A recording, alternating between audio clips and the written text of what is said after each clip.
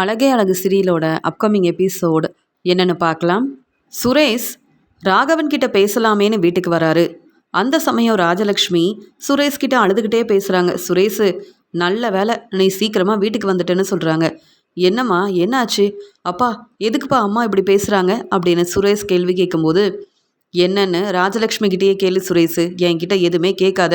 இந்த வீட்டில் இருக்கிற மலராக இருக்கட்டும், அழகுமதி, ரேவதி யாருமே எங்கள் பேச்சை கேட்க மாட்டேங்கிறாங்க. நாங்கள் இந்த வீட்டில் பெரியவங்களாக இருக்கோம். எங்கள் பேச்சை கேட்டு அவங்க குடும்பத்தை நல்லா பார்த்துப்பாங்கன்னு நினச்சா வர வர இந்த வீட்டில் நிறைய பிரச்சனை வருது. நீயே ராஜலக்ஷ்மி கிட்ட என்னன்னு கேட்டு தெரிஞ்சுக்கோ, என்கிட்ட எதுவுமே கேட்காத அப்படின்னு சொல்லிட்டு ராகவன் உடனே தன்னுடைய ரூமுக்கு வராரு. அம்மா என்னம்மா ஆச்சு? அப்பா ரொம்பவே கோவமாக பேசுகிறாங்க. என்னம்மா நடந்துச்சு? நீங்களாவது தெளிவாக சொல்லுங்கம்மா, ஒன்றுமே புரியல. வீட்டுக்கு வந்த உடனே நீங்கள் இப்படி பேசுனீங்கன்னா எனக்கு ரொம்ப பதட்டமாக இருக்குமா அப்படின்னு சொல்கிறாரு சுரேஷ். இத்தனை நாள் இந்த உண்மை தெரியாம தான் நானும் இருந்தேன். ஆனால் இப்போ தான் சுரேஷ் இந்த உண்மை தெரிஞ்சிச்சு அப்படின்னு சொல்கிறாங்க ராஜலக்ஷ்மி. அதாம்மா, எந்த உண்மையை பற்றி பேசுகிறீங்க? நீங்கள் உண்மை என்னன்னு சொன்னாதானம்மா எனக்கு தெரியும் அப்படின்னு இங்கே சுரேஷ் கேள்வி கேட்கும்போது, மலர், ரேவதி, அழகுமதி எல்லாரும் அங்கே வந்து நிற்கிறாங்க. உடனே ராஜலக்ஷ்மி, பாத்தியா அழகுமதி எவ்வளோ சந்தோஷமாக வந்து நிற்கிறான்னு, இந்த அழகுமதியால் தான் மறுபடியும் பிரச்சனை வந்திருக்கு சுரேஷ் அப்படின்னு சொல்கிறாங்க ராஜலக்ஷ்மி. என்னது அழகுமதியா? அழகுமதி என்னம்மா செஞ்சா அப்படின்னு கேட்கும்போது, ரேவதி எதுக்காக நம்ம வீட்டுக்கு வந்தான்னு தெரியாமல் இருந்தோம்ல, தங்கராஜ் மாப்பிள்ள ரேவதி கிட்ட எதுக்காக இவ்வளோ கோபமாக பேசியிருக்காரு, எதுக்கு பிரச்சனை செஞ்சுருக்கிறாருன்னு தெரியாமல் இருந்தோம்ல சுரேஷ், இந்த உண்மை உனக்கு தெரியுமா? தங்கராஜ் மாப்பிள்ள ஏதாவது சொன்னாரா அப்படின்னு கேட்குறாங்க ராஜலக்ஷ்மி. இல்லைம்மா, தங்கராஜ் மாமாவை பற்றி தான் நமக்கு தெரியுமே, ஏதாவது ஒரு காரணம் இருக்கும் கண்டிப்பாக. ஆனால் தங்கராஜ் மாமா என்கிட்ட எதுவுமே சொல்லலைம்மா, என்னாச்சுமா அப்படின்னு கேட்கும்போது, ரேவதி தன்னுடைய வாழ்க்கையை எவ்வளோ சந்தோஷமாக பார்த்துக்கணும்னு நான் நினச்சேன். ஆனால் ரேவதியோட வாழ்க்கையில் பிரச்சனை செஞ்சது இந்த அழகுமதி தான். அழகுமதி எப்போ பார்த்தாலும் நம்ம வீட்டில் தான் பிரச்சனை செய்கிறான்னு நினச்சேன்.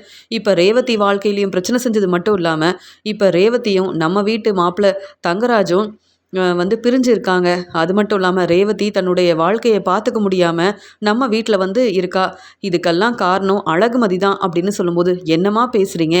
அழகுமதி நம்ம வீட்டில் இருக்கா, அழகுமதி என்னம்மா பிரச்சனை செஞ்சா அப்படின்னு சுரேஷ் பேசும்போது, மலரணி என்னதான் நடந்துச்சு? அம்மா எதுக்காக இப்போ அழுதுட்ருக்காங்க?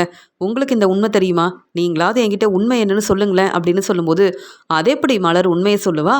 மலர் அழகுமதிக்கு தானே சப்போர்ட் பண்ணுவா. மலர் வந்து எப்பயுமே அழகுமதி என்னுடைய தங்கச்சி அப்படின்னு எனக்கே சப்போர்ட் பண்ண மாட்டா. இந்த உண்மையை மலர் கண்டிப்பாக சொல்லவே மாட்டா. ஏன்னா மலர் இப்போ என் பேச்சை கேட்குறதும் இல்லை, ரேவதியோட வாழ்க்கையை பற்றி மலர் யோசிக்கிறதும் கிடையாது. இங்கே அழகுமதி வேணும்னே பிரச்சனை செய்கிறதால நான் தான் கஷ்டப்படுறேன். பேசாமல் அழகுமதி நம்ம வீட்டுக்கு மருமகளாக வராமல் இருந்தா இப்படி ஒரு பிரச்சனை வந்திருக்காது. என் பொண்ணு ரேவதி ரொம்ப சந்தோஷமாக தங்கராஜ் வீட்டில் ரொம்ப நிம்மதியாக தன்னுடைய வாழ்க்கையை பார்த்துக்கிட்டு பசங்களையும் பார்த்துக்கிட்டு சந்தோஷமாக இருந்திருப்பா அப்படின்னு பேசும்போது, அம்மா என்னம்மா பேசுகிறீங்க? ஏம்மா இப்படிலாம் சொல்கிறீங்க? எனக்கு ஒன்றுமே புரியலேன்னு சொல்லும்போது, என்ன சுரேஷு, உனக்கு இன்னுமா புரியல? இந்த பிரச்சனைக்கு காரணம் அழகுமதி தான். அழகுமதியால் தான் ரேவதி இப்போ நம்ம வீட்டுக்கு வந்திருக்கான்னு இவ்வளோ தெளிவாக சொல்கிறேன், உனக்கு இன்னும் புரியலையான்னு கேட்கும்போது, அப்படி அழகுமதி என்னதாம்மா செஞ்சான்னு கேட்கும்போது உடனே உண்மையை சொல்ல ஆரம்பிக்கிறாங்க ராஜலக்ஷ்மி. நடந்த உண்மையை ரொம்ப தெளிவாக சொல்கிறாங்க. இந்த உண்மையை என்கிட்ட சொன்னதே உன்னுடைய மனைவி அழகுமதி தான். போதுமா? ரேவதி கூட இந்த உண்மையை சொல்லலை. ஆனால் எப்பயும் நான் உண்மையை தான் பேசுவேன், நேர்மையாக தான் இருப்பேன் அப்படின்னு சொன்ன அழகுமதி தான் இந்த உண்மையை சொல்லியிருக்கா. அழகுமதியோட வேலையில் தங்கராஜ் மாப்பிள்ளை ஏதோ பிரச்சனை செஞ்சிட்டாராம். அந்த கோவத்தில் தங்கராஜ் வீட்டுக்கு போயிட்டு என்னெல்லாம் பேசியிருக்கா தெரியுமா இந்த அழகுமதி? என்ன இருந்தாலும் தங்கராஜ் நம்ம வீட்டு மாப்பிள்ளை, தங்கராஜுக்கு நாம தான் மதிப்பு மரியாதை கொடுக்கணும். ஆனால் அழகுமதி பெரியவங்கள புரிஞ்சுக்கிறது இல்லை. அப்படியே இந்த உண்மை தெரிஞ்சிருந்தாலும் தங்கராஜால் தான் பிரச்சனை வந்திருக்குன்னு புரிஞ்சுக்கிட்டு நம்மக்கிட்ட சொல்லாமல் எதுக்கு தங்கராஜ் வீட்டில் போய் பேசணும்? சம்மந்தி நம்மளை பற்றி என்ன யோசிப்பாங்க சுரேஷு? இப்போ வரைக்கும் சம்மந்தி ரேவதி கிட்ட பேசவே இல்லை. தங்கராஜ் மாப்பிள்ளை ஃபோன் பண்ணால் ரேவதி பேச மாட்டேங்கிறா. இப்படி ரேவதியோட வாழ்க்கையில் வேணும்னே பிரச்சனை வரணுன்றதுக்காக தான் இப்படிலாம் பிரச்சனை செஞ்சுருக்கா அழகுமதி அப்படின்னு சொல்லும்போது, என்ன அழகுமதி, நீ தங்கராஜ் மாமா வீட்டுக்கு போனியான்னு கேட்கும்போது, சுரேஷ், ஆமாம், அழகுமதி என்ன தப்பு செஞ்சிட்டாங்கன்னு நீயும் கேள்வி கேட்குற? அம்மாவும் அப்பாவும் தான் புரிஞ்சுக்காமல் பேசுகிறாங்க. உன்னுடைய வேலையில் அழகுமதி பிரச்சனை செஞ்சப்ப நீ பொறுமையாக இருந்தியா சுரேஷு? அழகுமதி வீட்டில் போயிட்டு என்னெல்லாம் பிரச்சனை செஞ்ச, அதே மாதிரி தானே அழகுமதி வேலைக்கு போகக்கூடாதுன்னு இங்கே அழகுமதியோட வேலையில் பிரச்சனை செஞ்சால் எப்படி அழகுமதி அமைதியாக இருப்பாங்க? அவங்க செஞ்சது எல்லாமே சரிதான். இப்போ மட்டும் தங்கராஜ் என்கிட்ட பிரச்சனை செய்யலை. எப்பயுமே தங்கராஜ் என்கிட்ட பிரச்சனை மட்டும்தான் செஞ்சுருக்காரு. அந்த வீட்டில் நான் நிம்மதியாக இருக்கிறேன்னு யார் சொன்னது? நான் எவ்வளோ கஷ்டப்படுறேன்னு எனக்கு தான் தெரியும். இந்த உண்மையை உங்கள் யார்கிட்டேயும் சொல்லாமல் இருந்தேன். என்னை நினச்சி நீங்கள் மனசு வேதனைப்படக்கூடாதுன்னு நினச்சேன். பாக்கியராஜ் அண்ணன் எத்தனை முறை எனக்காக வந்து தங்கராஜ் கிட்ட பேசியிருப்பாரு, எனக்காக தங்கராஜ் கிட்ட மன்னிப்பு கேட்டிருப்பாருன்னு எனக்கு தான் தெரியும். ஆனால் நானும் பாக்கியராஜ் அண்ணனும் இந்த உண்மையை உங்ககிட்ட சொல்லாமல் இருந்ததால தான் இப்பையும் தங்கராஜுக்கு எல்லாரும் சப்போர்ட் பண்ணுறீங்க. முன்னாடியே இந்த பிரச்சனையை பற்றி சொல்லியிருந்தா எப்போவோ நான் வந்து என் பசங்களை கூப்பிட்டுட்டு நம்ம வீட்டுக்கு தான் வந்திருக்க வேண்டிய நிலமை வந்திருக்கும். இருந்தாலும் என் குடும்பம் முக்கியம்னு இந்த உண்மையை சொல்லாமல் இருந்ததால் நீங்கள் யாருமே எனக்காக சப்போர்ட் பண்ண மாட்டேங்கிறீங்க. தங்கராஜுக்காக பேசுகிறீங்க, தங்கராஜ் தலையில் தூக்கி வச்சு கொண்டாடுறீங்க. அதனால தான் தங்கராஜ் தினமும் என்கிட்ட ஒவ்வொரு பிரச்சனையாக செய்கிறாரு. அந்த வீட்டில் நான் சந்தோஷமாக இருக்கேன்னு நீங்கள் தான் நினைக்கணும். ஆனால் என்ன செய்கிறது, இந்த உண்மையை நான் சொன்னதும் இல்லை, இந்த வீட்டுக்கு வரணும்னு நினச்சதும் இல்லை. பாக்கியராஜ் அண்ணன் என்னை புரிஞ்சுக்கிட்டு நான் மனசு வேதனைப்படுறேன்னு தெரிஞ்சுக்கிட்டு எனக்காக வந்து பேசினாரு. பாக்கியராஜ் அண்ணன் என் மேலே எவ்வளோ அக்கறை வச்சுருக்காருன்னு நான் புரிஞ்சுக்கிட்டேன். ஆனால் சுரேஷு, நீயாவது புரிஞ்சுக்கோ சுரேஷு அப்படின்னு சொல்லும்போது, ரேவதி அக்கா அப்போ எப்பயுமே தங்கராஜ் மாமா வீட்டுக்கு போக வேண்டாம்னு நினைக்கிறீங்களான்னு கேட்கும்போது, ஆமாம், நானும் தான் படிச்சிருக்கேன், நானும் வேலைக்கு போவேன், என் பசங்களை பார்த்துப்பேன். எப்படியாவது தரணியை மட்டும் இங்கே கூப்பிட்டு வந்துடு சுரேஷு, எனக்கு அதுவே போதும். தரணி சரியாக சாப்பிட்டானான்னு தெரியல, என்னை பற்றி கேட்டுக்கிட்டே இருப்பான். நான் இப்போ கண்டிப்பாக தங்கராஜ் வீட்டுக்கு போகவே மாட்டேன் அப்படின்னு சொல்கிறாங்க. ரேவதி அக்கா நீ புரிஞ்சுக்கோ, இனி இப்படிலாம் நடக்காதுன்னு தங்கராஜ் மாமா ரொம்ப தெளிவாக என்கிட்ட வந்து சொன்னார். நானும் தங்கராஜ் மாமா கிட்ட பேச வேண்டாம் தான் நினச்சேன். ஆனால் தங்கராஜ் மாமாவை பற்றி நீ புரிஞ்சுக்கிட்டா உன்னுடைய வாழ்க்கை சந்தோஷமாக இருக்கும். இந்த பிரச்சனை எல்லாம் சரியாயிரும். நீ இப்போ நம்ம வீட்டில் இருக்கலாம். நாளைக்கு பொறுமையாக யோசிச்சு பாரு. தங்கராஜ் வீட்டுக்கு போனாதான் நல்லதுன்னு நீ புரிஞ்சுப்ப அப்படின்னு சொல்லிட்டு இங்கே அழகுமதியை பார்த்து ரொம்ப கோபமாக பேசுகிறாரு. இது எல்லாம் உன்னுடைய வேலை தானா? நீ முதல்ல இங்கே வா, நான் உன்கிட்ட பேசணும் அப்படின்னு சொல்லிட்டு தன்னுடைய ரூமுக்கு வராரு சுரேஷ். உடனே மலர் சொல்கிறாங்க, அழகுமதி நீ பொறுமையாக பேசு, மறுபடியும் பிரச்சனை செய்ய வேண்டாம். நீ பொறுமையாக சுரேஷ்கிட்ட பேசி தங்கராஜ் மேலே தான் தப்பு இருக்குது அப்படின்னு புரிய வை. கண்டிப்பாக சுரேஷ் உன்னை புரிஞ்சுப்பான். இப்போவே சுரேஷ் உங்ககிட்ட இங்கேயே பேசியிருக்கலாம், ஆனால் சுரேஷ் வந்து உங்ககிட்ட பொறுமையாக பேசணும்னு நினைக்கிறான் அப்படின்னு சொல்லும்போது, நான் வந்து பேசி பார்க்குறேன் அப்படின்னு சொல்லிட்டு அழகுமதியும் வராங்க. எதுக்காக என்னை கூப்பிட்டீங்கன்னு கேட்கும்போது, நீ எதுக்கு தங்கராஜ் மாமா கிட்ட பேசணும்? ஏதாவது ஒரு பிரச்சனைனா நீ என்கிட்ட தானே சொல்லணும். ஏன் இப்படி நீயே யோசிக்கிற? உன்னால் வீட்டில் பிரச்சனை வருதுன்னு என் அம்மாவும் அப்பாவும் யோசிக்கிறாங்க. இனியும் அவங்க பொறுமையாக இருக்க மாட்டாங்க. அதுக்கப்புறம் நீ உங்கள் வீட்டுக்கு தான் போகணும் அப்படின்னு சொல்லும்போது, நீங்கள் என்ன சொல்கிறீங்க? நான் இங்கே இருக்கணுமா, எங்கள் வீட்டுக்கு போகணுமா? என் மேலே எந்த தப்பும் இல்லை. உங்கள் வேலையில் ஒரு பிரச்சனைன்னு உடனே நீங்களும் தங்கராஜும் என் வீட்டுக்கு வந்து என்னை கேள்வி கேட்டீங்கல்ல, எவ்வளோ பிரச்சனை செஞ்சீங்க. நானும் உங்கள் வீட்டுக்கு மருமகளாகவும் வந்துட்டேன். இருந்தாலும் நான் செஞ்ச பிரச்சனையெல்லாம் மறக்காமல் எப்போ பார்த்தாலும் அதே சொல்லிகிட்டு இருக்கீங்கல்ல, அதே மாதிரி தான் தங்கராஜ் என் வேலையில் பிரச்சனை செஞ்சுருக்கிறாரு அப்படின்னு உங்கள் அக்கா ரேவதி தான் என்கிட்ட சொன்னாங்க. இந்த உண்மையை தெரிஞ்சுக்கிட்டு என்ன செய்யன்னு தெரியல, ரொம்பவே பதட்டமாக இருந்தேன். அவ்வளோ அழுக வந்தது. இருந்தாலும் தங்கராஜ் கிட்ட பேசணும்னு கிளம்பி வந்தேன். ஆமாம், நான் தான் இப்படி பிரச்சனை செஞ்சேன். நீ மறுபடியும் வேலைக்கு போகவே கூடாது, உனக்கு எந்த வேலையும் கிடைக்க போகிறதும் இல்லைன்னு பேசும்போது எப்படி என்னால் தாங்கிக்க முடியும்? என் குடும்பத்தை பார்க்கணுன்னு ஆசைப்பட்டேன். என் அப்பாவுக்கு உதவி செய்யணும்னு நினச்சி இந்த வேலைக்கு சேர்ந்தேன். ஆனால் இப்போ அந்த வேலையும் இல்லை. மறுபடியும் நீ வேலைக்கு போகக்கூடாதுன்னு தங்கராஜ் சொல்லும்போது என்னால் பொறுமையாக இதெல்லாம் கேட்டுட்டு அமைதியாக இருக்க முடியல. அதே மாதிரி நானும் ரொம்ப தெளிவாக பேசிட்டேன். இன்னும் 3 மாதத்தில் எனக்கு சீக்கிரமாக மறுபடியும் வேலை கிடைக்க தான் போகுது. அதே மாதிரி நான் வந்து பெரிய வேலைக்கு போக தான் போகிறேன்னு சொல்லிட்டு வந்தேன். இதில் என்னங்க தப்பு இருக்குது? என் பக்கம் இருக்கிற உண்மையை உங்கள் வீட்டில் இருக்க எல்லார்கிட்டேயும் சொன்னேன். யாருமே புரிஞ்சுக்கல. நீங்களும் கோவப்படுறீங்க, புரிஞ்சுக்காமல் பேசுகிறீங்கன்னு சொல்லும்போது, இல்லை நான் கோவப்படலை. இருந்தாலும் என் அம்மா ரொம்ப மனசு வேதனைப்படுறாங்க, கஷ்டப்படுறாங்க. ரேவதி அக்காவோட வாழ்க்கையை நினச்சி அவங்க இப்படி பேசும்போது என்னால் தாங்கிக்க முடியல. என்ன இருந்தாலும் ரேவதி அக்காவோட வாழ்க்கை எனக்கு முக்கியம். நீ அங்கே அவங்க வீட்டுக்கு போய் பேசினதால தானே பிரச்சனை வந்திருக்கு. என் அம்மா சரியாக தானே சொல்கிறாங்க. நீ கொஞ்சம் பொறுமையாக இருந்தால் இப்படி ஒரு பிரச்சனை வந்திருக்காதுல்லன்னு சொல்லும்போது, ஆமாங்க, நான் தான் யோசிக்காமல் ரேவதி வீட்டுக்கு போயிட்டேன். அங்கே தங்கராஜ்கிட்டேயும் பேசிட்டேன். நான் கொஞ்சம் பொறுமையாக இருந்தால் ரேவதி அவங்க வீட்டில் சந்தோஷமாக இருந்திருப்பாங்க. நீங்கள் சொல்கிறது எல்லாமே சரிதான். இனி இப்படி நடக்காமல் நான் பார்த்துக்கிறேன். கண்டிப்பாக வந்து நான் புரிஞ்சுப்பேன் அப்படின்னு சொல்லும்போது, பரவாயில்லையே, நான் பேசுகிறத கேட்டு நீ கோவப்படுவ, எதிர்த்து பேசுவ, இதனால் நிறைய பிரச்சனை வரும்னு நினச்சி தான் நான் பொறுமையாக பேசினேன். நீ என்னை விட பொறுமையாக பேசுகிற. நீ ரொம்ப தெளிவா மனசு மாறிட்டேன்னு மட்டும் தெரியுது. இனி பிரச்சனை வராமல் பார்த்துக்கோ. சீக்கிரமாக ரேவதி கிட்ட பேசி புரிய வை. ரேவதி தங்கராஜ் வீட்டுக்கு போகணும். உன்னால தானே இந்த பிரச்சனை வந்திருக்கு. நீயே இந்த பிரச்சனையை சரி செய்யணும், புரியுதா அப்படின்னு சொல்கிறாரு சுரேஷ். நான் ரேவதி கிட்ட பேசி பார்க்குறேன். ஒருவேளை ரேவதி வேலைக்கு போகணுன்னு சொன்னாங்கன்னா கண்டிப்பாக ரேவதிக்கு நான் சப்போர்ட் பண்ணுவேன் அப்படின்னு சொல்லிட்டு அழகுமதி உடனே அங்கேருந்து கிளம்புறாங்க. என்னது, ரேவதி அக்கா வேலைக்கு போவாங்களா? அப்படிலாம் நடக்க வாய்ப்பே இல்லை அப்படின்னு சொல்லிட்டு சுரேஷ் வந்து யோசிக்கிறாரு. இங்கே மலரும் ரேவதியும் அழகுமதி கிட்ட கேட்குறாங்க, என்னாச்சு? சுரேஷ் ரொம்ப கோபமாக பேசுகிறானான்னு சொல்லும்போது, இல்லை இன்னைக்கு தான் சுரேஷ் ரொம்ப பொறுமையாக பேசியிருக்காரு அப்படின்னு சொல்லும்போது, அப்படியா அப்படின்னு கேட்குறாங்க ரேவதி. ஆமாம், சுரேஷ் என்ன சொன்னான்னு கேட்கும்போது, இல்லை என்னால் தானே உங்கள் வாழ்க்கையில் இவ்வளோ பெரிய பிரச்சனை வந்திருக்கு. நீங்கள் பேசாமல் தங்கராஜ் வீட்டில் போயிட்டு சந்தோஷமாக உங்கள் வாழ்க்கையை பாருங்கள். உங்களுக்கு ஒரு வேளை தங்கராஜ் வீட்டுக்கு போக வேண்டாம்னு நினச்சிங்கன்னா, நீங்கள் வேலைக்கு போகணுன்னு நினச்சாலும் கண்டிப்பாக நீங்கள் என்கிட்ட சொல்லுங்கள், நான் உங்களுக்கு உதவி செய்வேன். என்னால் வந்த பிரச்சனையை நான் தானே சரி செய்யணும் அப்படின்னு சொல்லும்போது, இல்லை அழகுமதி, என்னைக்கா இருந்தாலும் தங்கராஜ் பேசுகிற பேச்சுக்கு நான் எங்கள் அப்பா வீட்டுக்கு தான் வரணும்னு நினச்சேன். அதே மாதிரி வந்துட்டேன், அவ்வளவுதான். இதில் உன் மேலே எந்த தப்புமே இல்லை. நீ உனக்காக பேசியிருக்க. உனக்கு கண்டிப்பாக மறுபடியும் வேலை கிடைக்க தான் போகுது. ஆனால் என்ன செய்கிறது, வேலைக்கு போகணும்னு நான் ஆசைப்பட்றேன். அதெல்லாம் நடக்காதுன்னு தெரிஞ்சுக்கிட்டு இப்படி யோசிக்கிறேன் பாத்தியா அப்படின்னு சொல்லும்போது, ஏன் இதெல்லாம் நடக்காதுன்னு நினைக்கிறீங்க? ஏன் நீங்கள் மறுபடியும் தங்கராஜ் வீட்டுக்கு போயிட்டு அவங்க சொல்கிற வேலையெல்லாம் செய்யணுமா? அப்படியே நீங்கள் பொறுப்பாக இந்த வேலையெல்லாம் பார்த்துக்கிட்டா மட்டும் தங்கராஜோட அம்மாவும் உங்களை புரிஞ்சுப்பாங்களா? இல்லையே. நீங்கள் வேலைக்கு போகணுன்னு நினச்சிங்கன்னா என்கிட்ட சொல்லுங்கள், நான் உங்களுக்கு சப்போர்ட் பண்ணுறேன், நான் உங்களுக்கு உதவி செய்கிறேன். மலரக்கா உங்ககிட்டயும் தான் சொல்கிறேன் அப்படின்னு சொல்லும்போது, இல்லை பாக்கியராஜ் கிட்ட கேட்காம நான் எந்த முடிவும் எடுக்க மாட்டேன். ஆனால் ரேவதி வேலைக்கு போகணுன்னு நினச்சா நான் கண்டிப்பாக சந்தோஷப்படுவேன் அப்படின்னு மலர் வந்து சொல்கிறாங்க. ரேவதி சொல்கிறாங்க, நான் நல்லா யோசித்து தெளிவாக யோசித்து ஒரு நல்ல முடிவாக எடுக்கிறேன். இப்போவே வேலைக்கு போகணும்னு நான் யோசிக்கல. என் பசங்களை பார்க்கணும், தரணியை இங்கே என் அப்பா வீட்டுக்கு கூப்பிட்டு வரணும்னு மட்டும்தான் நினைக்கிறேன்னு சொல்லும்போது, நான் வேணும்னா போயிட்டு தரணியை கூப்பிட்டு வரட்டுமான்னு கேட்கும்போது, என்ன அழகுமதி, மறுபடியும் நீ வந்து எங்கள் வீட்டுக்கு போனால் தங்கராஜ் வந்து பொறுமையாக இருப்பாருன்னு நினைக்கிறியா?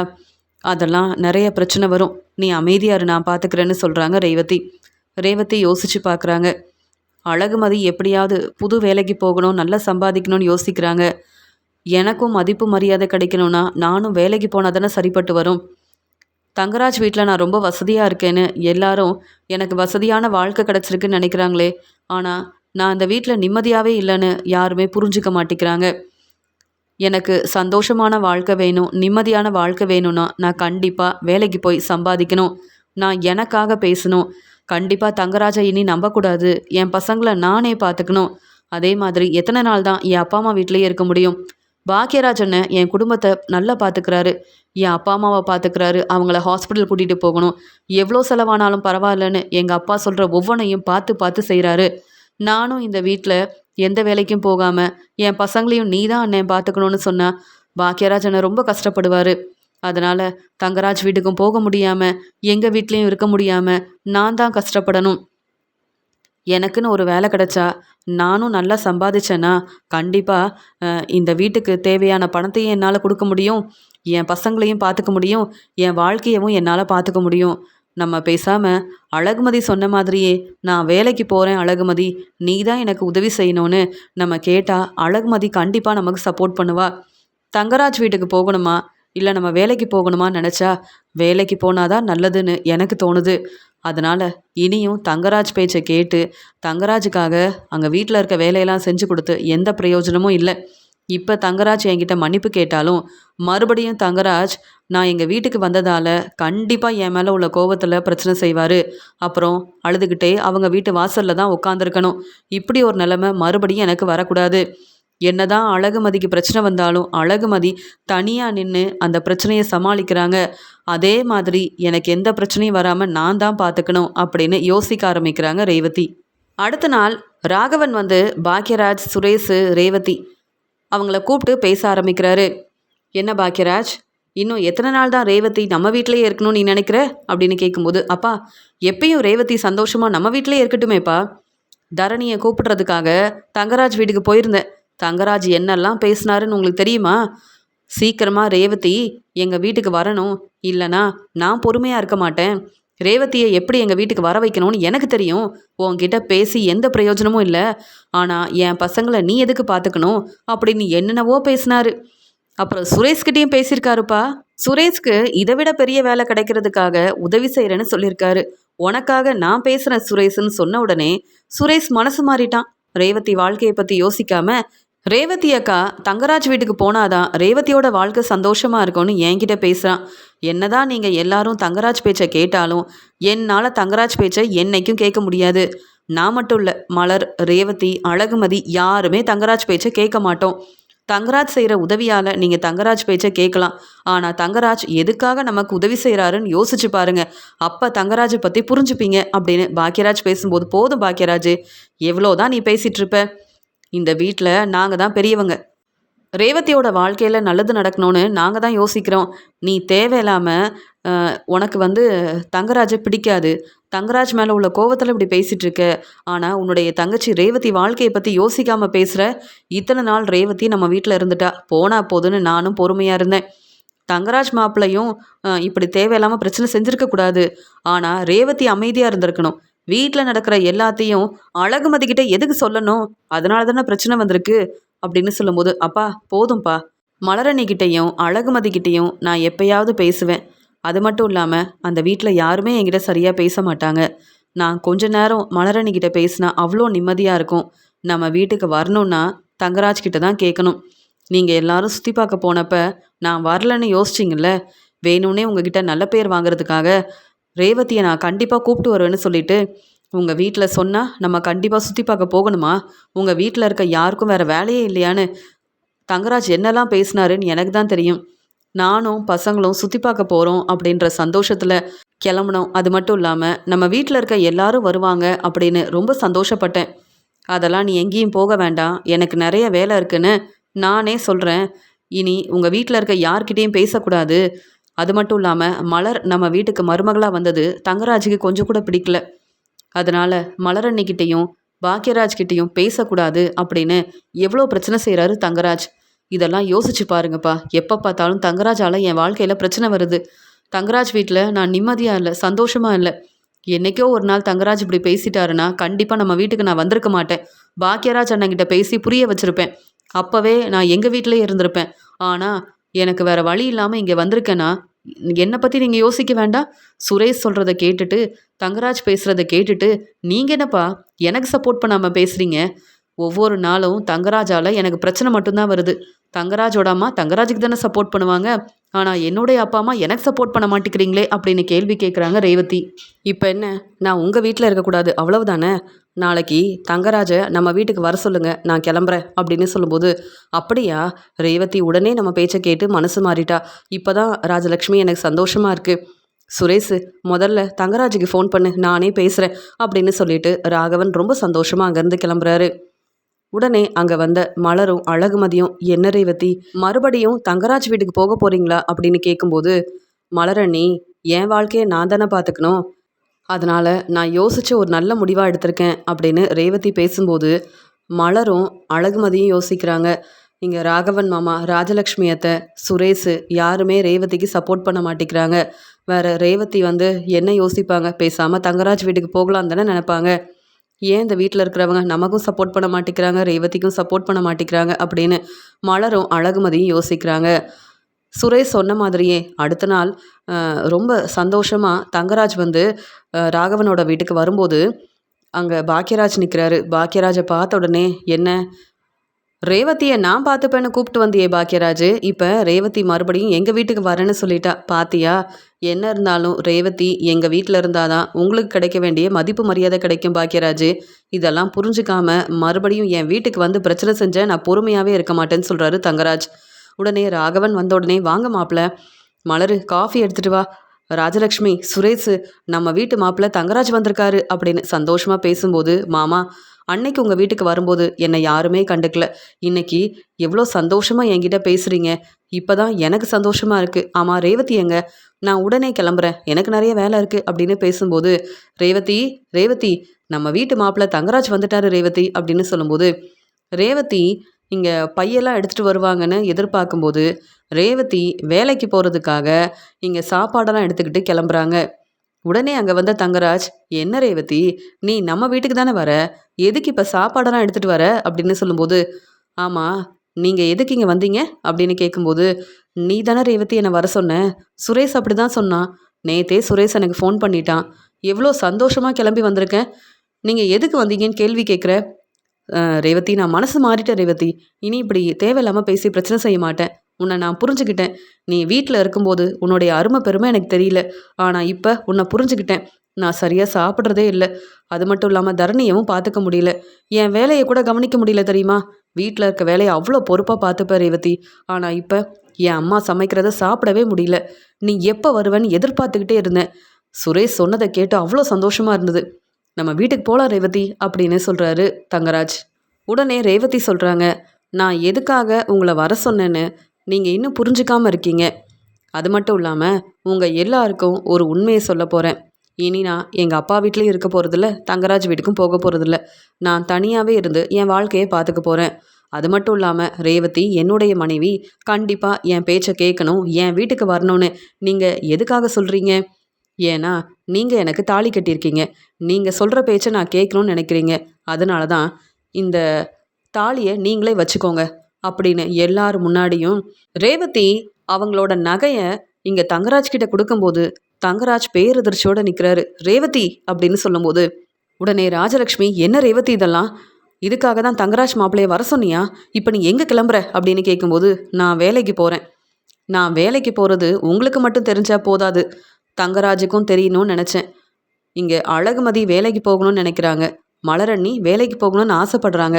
ஆனால் நான் கண்டிப்பாக வேலைக்கு போனாதான் என் வாழ்க்கையை பார்த்துக்க முடியுன்ற நிலமையில இருக்கேன், இனி தங்கராஜ் பேச்சை நீங்கள் கேட்கலாம், தங்கராஜை தலையில் தூக்கி வச்சு கொண்டாடலாம், ஆனால் எனக்கு எந்த அவசியமும் இல்லை, நான் தங்கராஜ் பேச்சை கேட்கணுன்ற அவசியமே இல்லை, அதனால் நான் தனியாகவே இருந்துக்கிறேன், நான் உங்கள் வீட்டுக்கு வந்ததால் தானே சீக்கிரமாக நான் தங்கராஜ் வீட்டுக்கு போகணும்னு நீங்கள் எல்லாரும் பேசுகிறீங்க, தங்கராஜ் வீட்டுக்கு போனால் மறுபடியும் நான் தான் கஷ்டப்படணும், இப்போ கூட என் மேலே உள்ள அக்கறையில் தங்கராஜ் என்னை கூப்பிடுறதுக்காக வரவே இல்லை, நான் வந்து சமைச்சு கொடுக்கணும், வீட்டில் இருக்க வேலையை பொறுப்பாக பார்த்துக்கணும், தங்கராஜ் வீட்டுக்கு வரும்போது அவருக்கு பிடிச்ச சாப்பாடெல்லாம் செஞ்சு வைக்கணுன்றதுக்காக வீட்டில் இருக்க வேலையை செய்கிறதுக்காக தான் நான் அவங்க வீட்டுக்கு வரணும்னு எல்லாரும் எதிர்பார்க்குறாங்க, அப்போ தானே தங்கராஜோட அம்மா நல்லா ரெஸ்ட் எடுக்க முடியும், ஏதாவது ஒரு பிரச்சனை வந்தால் எனக்காக சப்போர்ட் பண்ணாமல் நிற்க முடியும், அதனால் நான் வரணும்னு எதிர்பார்க்குறாங்க, அப்படி இவங்களுக்காக சமைச்சு கொடுத்து இவங்க சொல்கிற வேலையை செஞ்சு அந்த வீட்டில் நான் நிம்மதியாக இல்லையே, அப்புறம் எதுக்கு அவங்க வீட்டுக்கு போகணும், அது மட்டும் இல்லாமல் தங்கராஜோட நகையவும் நான் திருப்பி கொடுத்துட்டேன், இனி தங்கராஜ் என்ன கேள்வி கேட்கவும் முடியாது, வேணும்னா சீக்கிரமாக டிவோர்ஸ் கொடுக்கறதுக்காக எல்லா ஏற்பாடையும் நானே செய்கிறேன், ஆனால் இன்னையிலேருந்து நான் வேலைக்கு போகிறேன் அப்படின்னு இங்கே ரேவதி சொன்னதை கேட்டு பேரதிர்ச்சியோடு நிற்கிறாரு தங்கராஜ். மலரும் அழகுமதியும் ரேவதி பேசுகிறத கேட்டு சந்தோஷப்படுறாங்க. ரேவதி சரியா யோசிச்சு ஒரு நல்ல முடிவாக எடுத்திருக்க ரேவதி அப்படின்னு சொல்கிறாங்க மலர். உடனே ராகவன், ராஜலக்ஷ்மி, சுரேஷு, தங்கராஜ் எல்லாரும் மலரை பார்க்குறாங்க. ஆமாம், ரேவதியோட வாழ்க்கையை பற்றி நீங்கள் யோசிக்காமல் தங்கராஜுக்காக சப்போர்ட் பண்ணீங்கல்ல, அதான் ரேவதி தன்னுடைய வாழ்க்கைக்காக தெளிவாக யோசிச்சு ஒரு நல்ல முடிவாக எடுத்திருக்கா.